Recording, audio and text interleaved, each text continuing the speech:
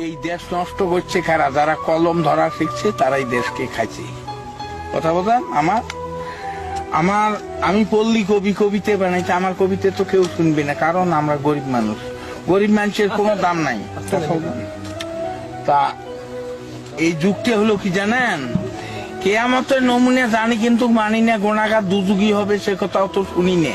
গুন্ডে পান্ডা হারামখোর তারে হলো তো বিন্দু পরে মানুষ মারে তারে হলো দুনিয়া। কেয়ামতের নমুনে জানি কিন্তু মানি না।